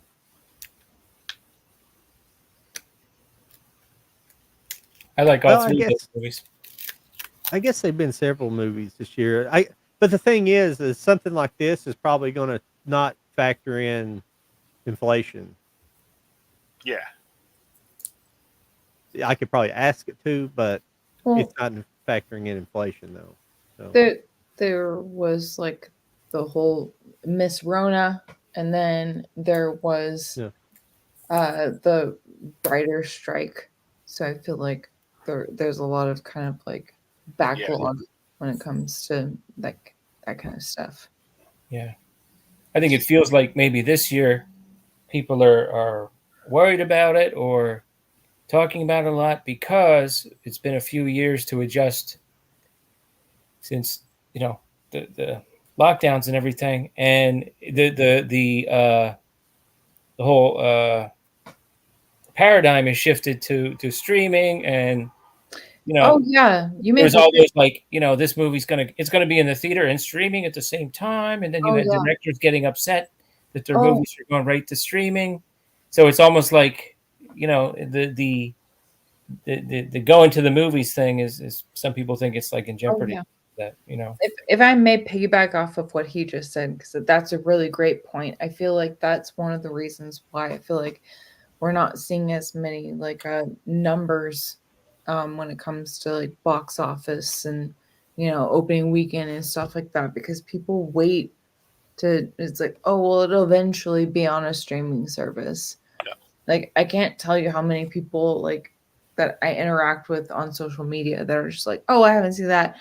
It's not on any streaming services, so like hopefully it comes out eventually. I'm like, well, it's available for VOD and you also can go see it in theaters. Like, oh no, wait. And just like, and I that if that's your mentality, that's your prerogative. But I personally really love to not only like support the movies that I want to see. It's like, well, I want to give you my money in theaters to try to do my part. And it's like, hey, like, please keep making movies in theaters. Yeah. But it just is very frustrating to me. Like, you know, like you do you. Like, I'm not going to tell you what to do, but at the same time, it's very frustrating to hear people be like, oh, well, like I'm waiting for it to eventually be on Netflix. I'm like, well, you could be waiting for 3 years. And it's like, oh, well, I'll wait. I'm like, why are you doing that? It's $3.99 to rent, or like, and I know, like, you know, everyone has their own like financial qualms and stuff like that. It's just, it feels wrong, because I really want to support what's coming out, especially after like the quarantines and the writer strike. Like, if I really care about a movie, I'm going to leave my house and go watch the movie because I give a damn. And I know that that's not everyone's thing, and I'm not saying that I'm just saying that like I really care about it. And when I get like DMs or comments being like, "Oh, like when's it coming out on Netflix?" I'm like, I don't know. It's opening weekend, so probably a couple of months, if at all. And they're like, "Okay, well, I'll wait." I'm like, or you could just go to the theater, bloke. Like, come on now, like, get out. Yeah, like I said, I actually wanted to see Alien Romulus today because it's you know, I do not want to have that spoiled. I want to get in early and see that. I can't imagine saying to myself, "Oh, I'll wait to see that." You know what I mean? Yeah, exactly. I feel like there's a lot of things, and for example, if I may, one of my most treasured movies that I now hold close to my heart is Last Night in Soho, and that came out in 2021. It was one of the first movies that I was able to see like freely in theaters after the lockdowns and everything like that. And it was not only that was special, but I love Matt Smith. I love Anya Taylor-Joy, like Mackenzie Johnson, like the entire cast. Like I love the director, like just at everything. Like it was all so perfect, and it is just one of those movies that not only do I just love because I love it, but also because it holds a special place in my heart. Where it was like, that's when freedom started to be available again, and it's just it's very special to me. And so I feel like a lot of people were like, "Oh, like Last Night in Soho, I haven't even heard about it." Like, "Oh, what's that about?" And it's like, you haven't even heard about this movie? Like, so I know that I'm like into it, like, but at the same time, I feel like it's important to let people know. It's like, hey, like this movie's coming out this weekend. It's like, oh well, that's what's that about? It's like, well, watch the trailer. Like, maybe go see it. Like, I feel like that's kind of like an important thing, and just trying to get people to understand like a movie is coming out, because I feel like movies like that just slip through the cracks, where it's more important to go see the latest like Halloween Ends movie that ended up not being very great, or the most recent Spider-Man, or even Deadpool, which I liked the newest Deadpool. I'm not trying to diss on it. I'm just saying that I feel like we the general we, like as a collective, like I feel like it's important to kind of let people know that these movies that are a bit smaller deserve as much like attention as like these gigantic movies that are coming out, like Marvel and stuff like that. That's my rant. I'm done. I mean, Kenny and I were from the days when, like, sometimes, you know, you just wanted to go to the movie, so you would would open up the paper, the newspaper, and it was process of elimination. You know, I did the same. Yeah, like you were going to the movies, you know, no matter what, and you know there was a good chance it wasn't going to be the greatest thing ever, but you were going to the movies. There'd be 4 or 5 different movies each week almost to choose from, or every couple of weeks at least. And but now there's like 1 or 2 things that come out each week. Well, at least in my market here, like I mean, it's the mainstream stuff here. Well, I think Lauren brought up a great point too with the writer's strike. A lot of movies have been pushed back, and some of them have been delayed because of the writer's strike, and some of them just go to streaming services. Yeah, because I think straight to it. Yeah, because I think the Jodie Foster True Detective series, I think that was supposed to be a movie, and when the writer's strike hit, because I just watched a cool thing with Jodie Foster and Robert Downey Jr. They interviewed each other for 40 minutes, and Jodie Foster basically said she doesn't want to do movies anymore. She just wants to strictly do TV because there's more freedom with TV. Oh shit! Yeah. I'll send that to you. I'll send that link to you, Lauren. Yeah, you should. Yeah, because they had Variety does like one-on-ones with actors. Like they had like Willem Dafoe talking to, I think it was Mark Ruffalo, and then they had Mark Ruffalo with Robert Downey Jr. and they just basically talk about different movies and movies that they were in and stuff. And basically, the talk was basically about the Jodie Foster movie she directed, Robert Downey Jr. in Home for the Holidays in 1990. And that's when he was, as he says, messed up on the drugs. And she said him and Dylan McDermott were just basically out of control, you know, on the set. Because Dylan was trying to hose in Robert Downey Jr. and he was just out of his mind. Wow. Okay. But it was a really interesting talk, and she said she said why the streaming services are so popular now, and because they give the artists more freedom. Yeah, I mean it's all very complicated. I feel like I could go like down an entire rabbit hole when it comes to this conversation, but I think it's very interesting how we're moving away cable, right, to do streaming services, but then at the same time we are subscribing to so many streaming services, and then some, like, you know, like you can do Hulu with ads or without ads, like you got Tubi, you got stuff like that, where it's just like it almost feels like we're just doing a more complicated version of cable. Yeah, and ultimately maybe more expensive. Yeah, exactly. You've described a lot of things. You're absolutely right. Where it's like, let's just say that you just like did like almost everything. Like you're basically paying cable, if not more. Exactly. So that is what has creamed my corn, if I may say. Yeah, because when I left South Jersey, I was paying $2.19 a month for cable. And that was not even with, like, you know, HBO and all that stuff. Yeah. It was just like the modem, you know, internet service, and like 800 channels that they give you that, like, you know, we don't even watch. Yeah, right. You had the ones up into the thousands, you know, yeah, exactly. Right. All the ones up into like, and then there's like, you know, there's like 100 of them, and then there was like 100 more that there were the Spanish versions of the other 100 ones. And it was like, I don't need these, right? Yeah, Yeah. and it was like I think I because I'm a sports fan, so it was like I watched NFL, NHL, Major League Baseball channels, and then my mom watched 3 channels. It was Lifetime, Hallmark, and Buzzer, the game show network. So it was like, okay, we're watching 6 channels, and they offer, and I'm paying like $219 for all Yeah, their yeah, stuff.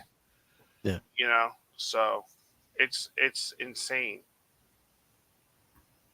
Yeah, Yeah, driving you, movie you, you theaters can too. possibly get like one or two one or two services that meet your needs, so as well.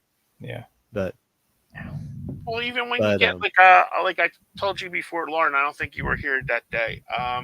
I had gotten Netflix to watch Godzilla -1, and I seen. I'm like, oh, because I looked it up. I wanted to watch Madam Web, and they said that was on the Netflix. Well, when I put it, put it on, it said, oh, well, you have to get the extra tier for this.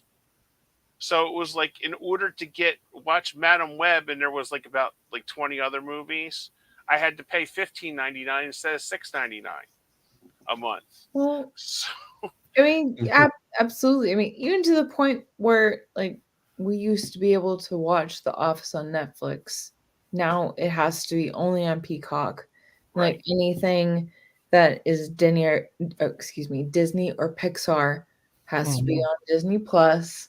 So now anything that you want to watch over there has to be paid. And it's like, oh, we got a bundle. I got duped by a bundle with them. We're like, oh, we got a bundle with Hulu. I'm like, okay. And then it was ads for both of them. Like, no, I'm not paying for ads. If I'm paying, you should not be showing me ads. right. And we're like, oh, well, we don't know how to cancel this. So I had to like get on the phone and tell someone, hey, like, I don't want this.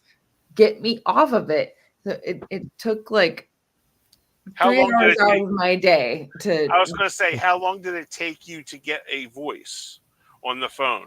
Because it's like when I call Xfinity, welcome to Xfinity. Bling. yeah. Hi, Kenny. You have platinum service. Yeah. It's like, and then it's like, and then I'm like yelling into the phone, and like my neighbors could probably hear customer service. It seems you want to talk to somebody, but you can get this on your you app. bet your damn ass I do. Yeah, no, it took about 3 hours to get it completed. I finally was able to get a hold of someone, but yeah, like it was insufferable where it's like, no, I want to talk to an actual human being. It's like, okay, wait hour is like 35 minutes. I'm like, okay. I'm not listening to a robot. Like I will wait for your damn human employee. I finally got it fixed, but it was just so insufferable. We're just like, oh, like we can do this. It's like, oh, we can do that. It's like I don't trust any of you. I like when they do that, and then they go, "Would you like to try Showtime for a month?" And then after that, it will be $12.95 a month. Yes. Okay. I do Prime as well. So it's like, do you want to subscribe stars through Amazon Prime? I'm like, I already have Amazon Prime. What do I need fucking stars for? Like, what are we doing? I feel like such an old lady when I do that. I'm just like, what are we doing? Like, give me what I paid for. I get all snappy and just like, give me what I want. Do what you're supposed to do.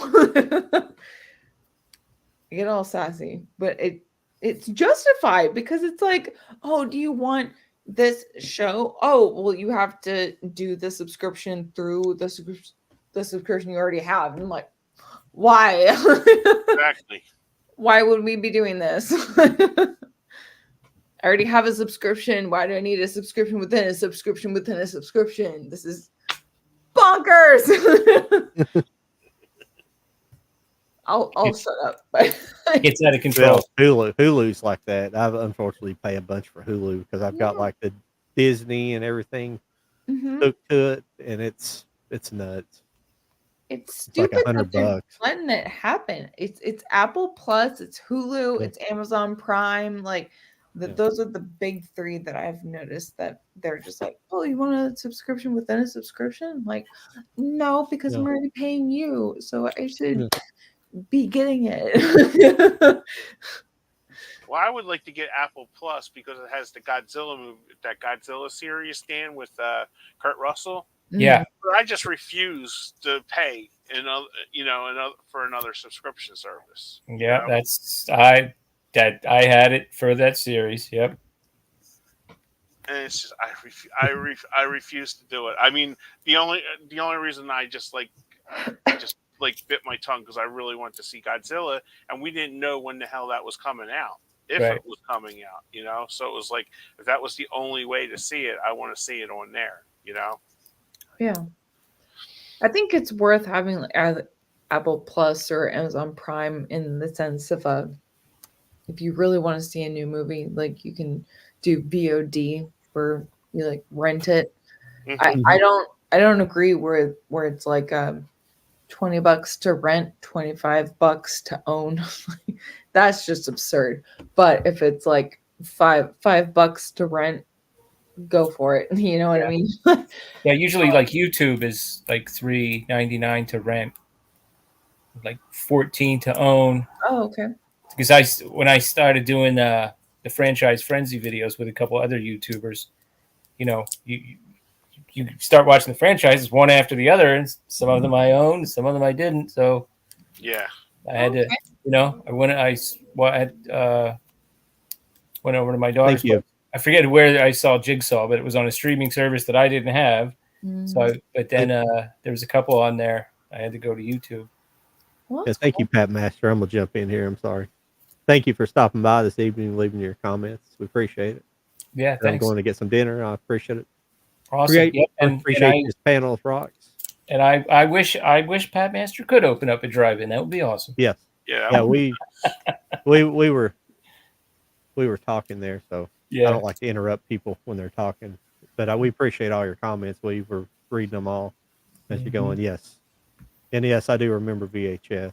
Taking forever to come out on VHS when we were kids. Oh, VHS. Yeah. Nostalgia. That was the thing. Well, Like you knew it was going to be forever. So, it was either wait or like we were talking about a couple like weeks ago, if you had a budget theater, I miss Blockbuster. I miss like Be Kind Rewind, like all of that, like the simpler times. Yeah. Yeah. I think That's not going this to is pick the out a only. movie. I think this is the only way that you can actually talk to movies with friends. If you do like a live stream, or if like I do Whatnot, picking up stuff, and people are like movie fans in there. They just, they're like excited about getting and owning the movie, and I think that's the only. It's a shame because it's so lost. Because it's like my nieces, they have no concept of a video store. They always thought YouTube was here. They just don't realize it. I can agree with you on that. Like, I mean, I don't have a lot of youngins amongst me, but those that I am aware of, like, they unfortunately, like you said, like they prioritize like YouTube or just rent it and stuff like that, which is part of what I was getting at earlier, where it's like go to the theater, like experience like an actual movie, like own a movie that you really love and like be able to hold it in your hand, like that's very special. And I feel like in a lot of ways that's been lost in today's generation. Now, Dan, you have a young one. Does Harry understand what we went through at the video store? Like literally going to a video store and picking up the art, looking at the box and stuff? He remembers that because actually my dad worked for a video store for something to do. And now he was pretty young at the time. But there used to be right on Main Street. It was a West Coast video. And he sort of remembers that from okay. From those early, he barely squeaked in there, but yeah. Parented right. Yep, good Yeah. boy, Dan. Yeah, because it's insane when you like explain to them that you literally had to go somewhere to rent a movie, and if they didn't have it, you went to another store to go get it, Yeah. and they're like, I well, know. "Why do you?" Well, you Why? had to wait. Like, we'll let you know when it comes back in, and then you can. Oh, yeah. Or you get the wrong tape or something, it would be like devastating. Oh, Yeah. yes. Be like, ah, That- night ruined. Yeah, something goes wrong. Even when I was getting like the one at a time movies from Netflix, I had the one at a time plan. Oh, So yeah. I would time it so Mail I would to you. I would watch one during the week, and I would want to get it out before Wednesday. Hopefully, I would get it in the mail on Friday. But every once in a while, something would go wrong. I And then remember you would have once. to adjust your queue. Yeah, I'd be like, yeah, yep. But Yeah. I sat my I don't think it was Harry. I think it was my two other kids. We sat down to watch the original War of the Worlds, and the DVD was all messed up. So we got about 20 minutes in and it wouldn't play anymore. I was like, night ruined. You know? That is funny that you brought that up though, because I always love to bring up like I was old enough to remember when Netflix like sent you the discs before it was streaming. I was like, I remember the day like when like you can stream it on your computer. I was like, what? It was all like I watched all of Dexter like with like they sent me like a disc. So like, Yep, I used to get Dexter. Yep. yeah, so Mhm. watched. The older you get like when I you're a know. kid. I feel so old. Well, when you're younger, you look at older people and think, why they keep saying this, and then you get older, you're the one doing that. You're I know. judging the Like, younger what is generation. this contraption? Oh no, I'm being old. Well, I rewatched War Games yesterday. Oh wow. Okay, so I'm watching that, and she goes, when they're sitting in Matthew Broderick's. Have you ever seen that, Lauren? No, I don't. Okay, think so. I highly recommend that. Okay. And it's a 1983 movie with Ali Sheedy and before Breakfast Club, and Matthew Broderick before Ferris Ooh. Bueller. Okay. Okay, so they were like really young, but they were like me and Mr. Dan's age at that time, And I was sitting there, and Ali Sheedy goes, "Yeah, my dad's so old. He just turned 41." And I'm like, "Oh my God, are you out of your mind?" Like that. And it just like I like busted out laughing hysterically. And then I just like I rewound it in my head, and I'm like, my mom was 41 at that time too.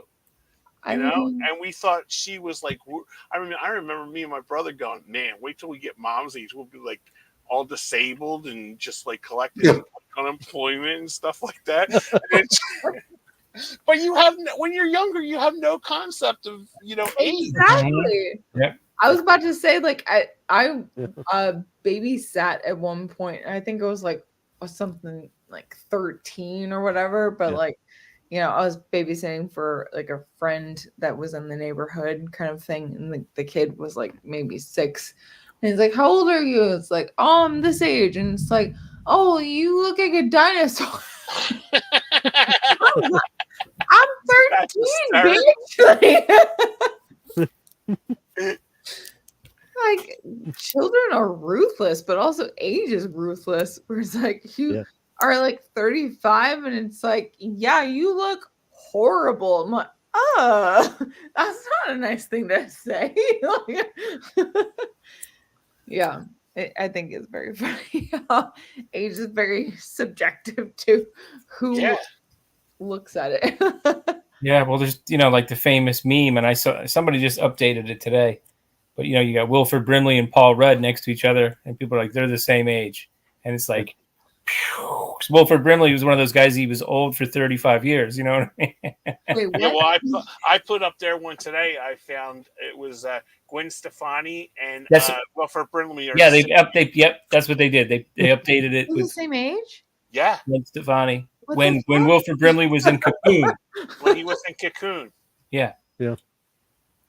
But he just was. Well, it was that one where like I think you sent it, Kenny, that had like a bunch of actors at like different ages, and it had like Ambi Davis from Brady Bunch, Alex from the Brady Bunch. She was like 45, like my age, and which I mean I don't say I look that good right now after I've been through, but it's like she seemed like she was like 65 years old. Yeah, right. So, you know, it's just crazy.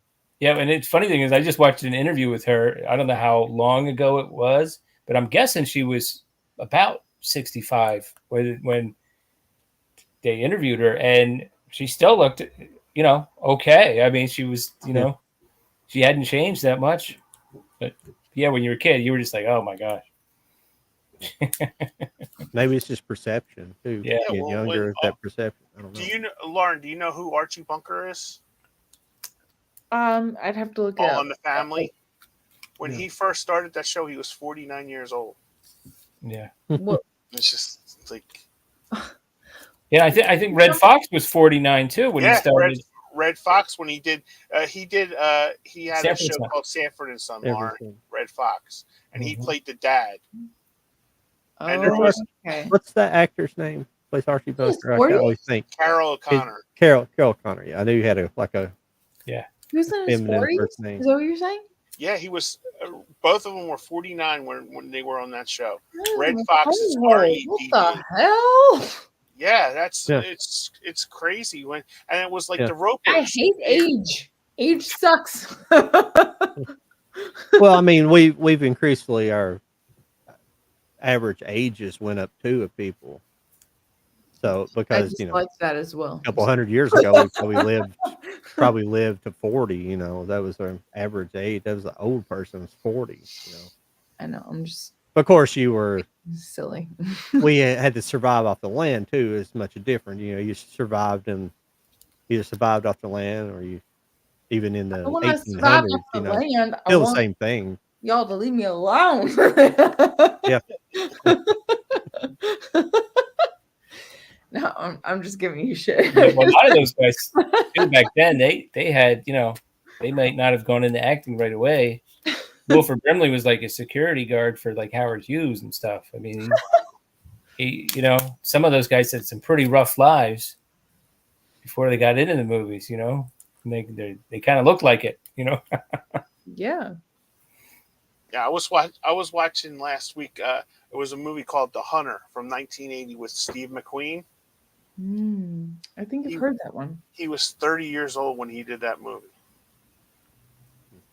And it's just like he looked like he was in his mid 50s when he did that movie.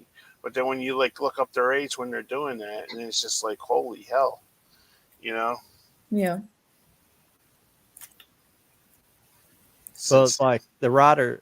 You guys know the writer Charles Bukowski. You ever heard of him? I know of him. Yeah. Mm-hmm. Got kind of known in the 60s, but he didn't get known until he's probably in his 40s or 50s. He was like worked for the post office most of his life, and he got well known. But he's kind of, I don't know how you would call it. I call him more like a beat writer, but he wasn't in the beatnik era of writing. But yeah, I mean, he was rough though. He called him self-proclaimed the dirty old man. He was a drunk, big time alcoholic. Look, I don't know what made me think about that, but he was like he got famous when he's like old like that. Like we were talking about some of these other people. Yeah, you know, I looked up when I saw Gator. There's an actor in there that plays the old man in the original Hills Have Eyes. His name's John Stedman. Actually, he's in both movies. He's in Gator and White Lightning, playing different characters. In one movie, he's Burt Reynolds' father. In the other movie, he plays a different character. Yeah. That was weird. But on IMDb, it says he's known for having they call him like his face is like an old prospector type. And I was like, that's really specific. But you look at him and you're like, yeah, I can see that. Yeah, those two movies were good, by the way, Mr. Dan. Oh, yeah, they're good. They're like, when they came on TV, back in the day. That was mandatory viewing. I got mad at myself because I think I may have streamed those back to back a while ago. Boy Meets World. Yeah. It's- I don't know. I picked that up for him. I did them backwards because Gator is the second one. White Yeah. Lightning is the first one. The character is Gator, but I did the second one first. And I was like, oh. I watched them with my uncle. My uncle was a huge Burt Reynolds fan, Yeah. and he turned me into a huge Burt Reynolds fan. But I didn't remember either one of them. Like I sat and watched them with them, but I was a little kid. Yeah. You know? And some of the humor in that kind of went over my head too when you're like 6. Right. So right. it kind of, you know. Did you like Boy Meets World, John? Yeah, it's all right. When I was a kid, it was kind of around my age group. I might have been a little older for it. Not. I guess not, because I remember some of the people in school talking about it when I was in high school. Oh, okay. So it was kind of right around my wheelhouse. But I guess it's one of those Friday night shows you watch. Oh, we watched. I was older then, but I just remember because I remember, and this is going to be offensive, Lawrence. So I'm sorry. I thought her name was To Bang Her. I didn't know what it was like because I even said to my so offended. I said to my friend, I said, why are they calling her To Bang Her? And he goes, it's Topanga. I'm like, what the hell is that? You know? To bang her. Yeah. Well, I had no idea because I had just that came on when the Phillies were in the World Series that year in '93, and they were like, if you notice, do with it? Huh? So what does that have anything to do with anything? Well, I heard the girl saying she's possibly being banged. What are you talking well, I had no about? idea. It was the first time I watched it, and when I was just like coming in from work or something, and like my cousins were over, and I'm like, did they just say that word? And my mom's like, what? And she goes, no, it's Tabanga. I was like, oh, okay. So that's why I said I'm sorry. That's the first time when I ever seen that show. I was coming in from work and it was just like, what did they say? People, well, it's. Outrageous. I used to hear some of the girls at school talk about how they all like Topanga, that character. And I can't believe there's not like hundreds of girls out there named Topanga. I'm sure there's a couple, but right, It's yeah. gotta it's kind of, at least dogs. Yeah. Not too rude. yeah, definitely a few Topanga dogs. Yeah, there's got to be some Topanga dogs. Yeah. But I don't think I ever watched the whole series though. Yeah, I know. Oh yeah, I watched it and I didn't, have to watch every single episode. Yeah, my kids would watch it, and I would. To the point where I Yeah. understood the characters and stuff like that, Well, I was telling Kenny the other day that I think the reason it came up, I think the reason I bought it, some little documentary on YouTube came up about it, but I was watching I told Kenny I found a channel that this guy just breaks down Saved by the Bell episodes. And he kind of makes fun of them too, about the continuity errors and things that don't make sense, But he's generally a big fan of Saved by the Bell, and I think it came up because of that. But that was a fun. It's like Saved by the Bell Deep Dive or something like that. The name of the channel, but that's a pretty funny channel.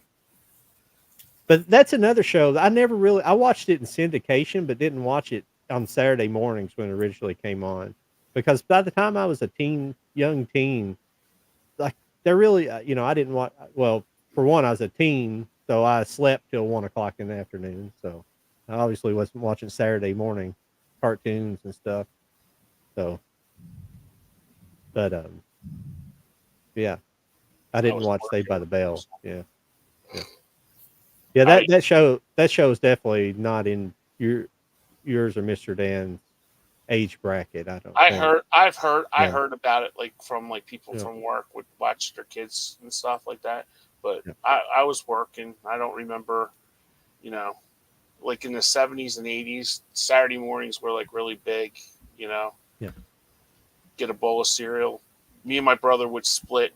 We would get a big, huge mixing bowl, pour cereal in there and half a gallon of milk and just like 2 spoons and just sit between us. So you eat it, let mom sleep.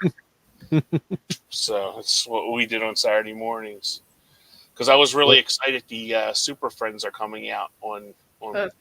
That's funny because I was the same with my sister, except with cinnamon rolls. Oh, If you were to reach for like the one that like had the soft like if there was no corner, Yeah. like, we would have to like fight. Like, no, you don't just get it because you reached it first. So it would always be like oh, like do I get your thing today? Do I get like, what are we doing here? What are we doing? Yeah. So I feel like that's definitely like at least the female version of like the we're squaring up. What are we doing? What are we doing right now?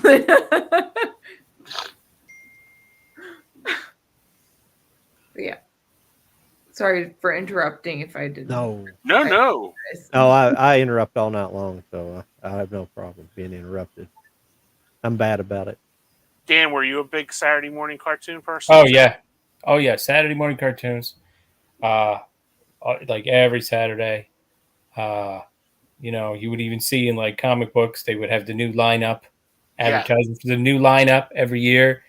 Yeah. You had to plan it out. You would change back and forth channels a lot of times. They had the big Looney Tunes hour, Looney Tunes and Friends hour. Yeah. That was huge. You would go all the way up to 11. Sid and Marty Krofft. Yeah, Sid and Marty Krofft, Sigmund the Sea Monster. And you go all the way up to 11, and then you knew it was time to turn on the TV and go outside when Soul Train came on. Yep. Even though there was a few times where I was like, oh look, it's the beginning was a cartoon train.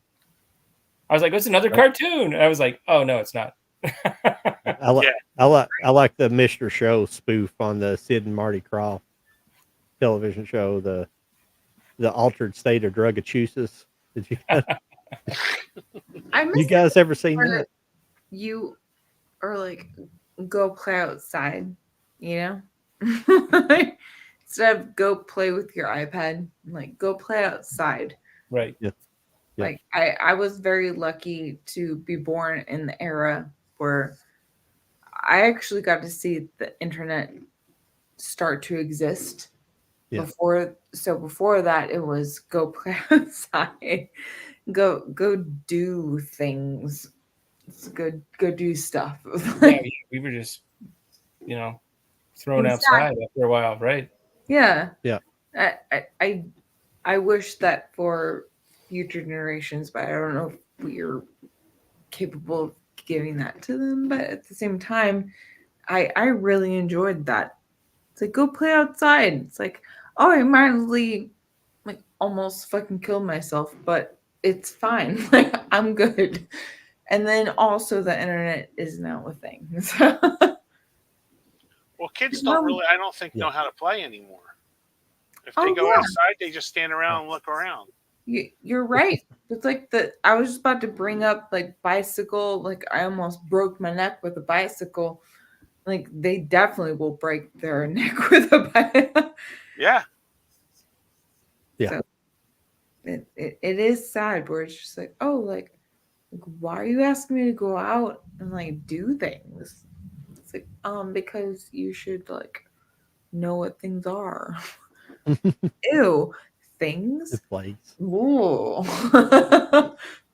Yeah, we had a picnic for church, and it was just cool to see the kids out there like on the slip and slide playing, or just like trying to climb a tree. Yeah. Right, Sydney. And it was just like it was just absolutely cool to see them out there like playing, or like, trying to throw a frisbee, Yeah. So it was really neat. Yeah, I actually just had a friend. I actually I tripped and I hurt my knee, which is unfortunate. But right above the injury are like two other scars from my childhood. Like one is when I went to kneel on, like, you know, the cassette tapes that are like kind of like clear plastic. Yeah.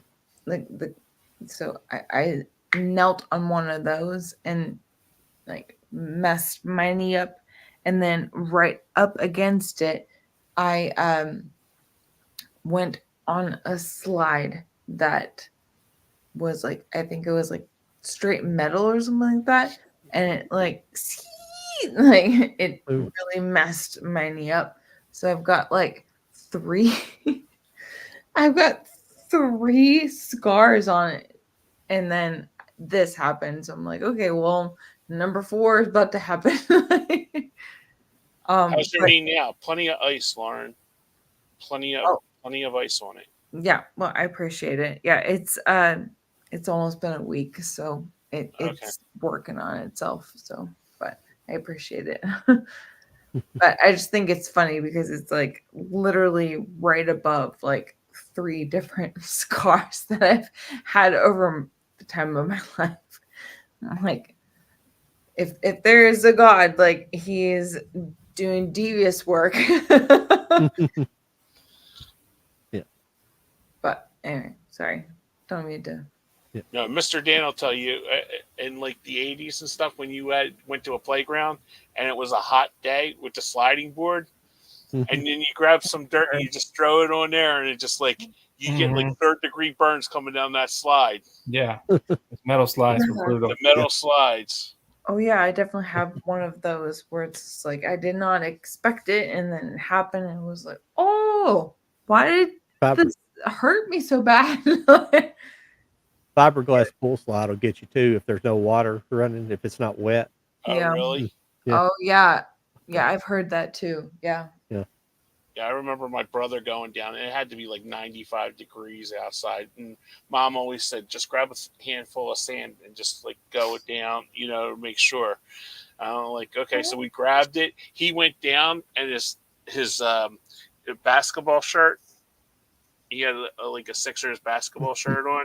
And when he went down, it came up. And when he came up, it was like his whole chest was just like beet red. So we ran home, and Mom's like, "What the hell are you guys doing?" You know, and Chris like, "We went down the slide. It was hot." I mean, he had a like it looked like a tire just like went right up his chest. It was that bad. And he's sitting there, and Mom's putting like Noxzema on it and stuff like that. She first said, "Strip down and go get a shower."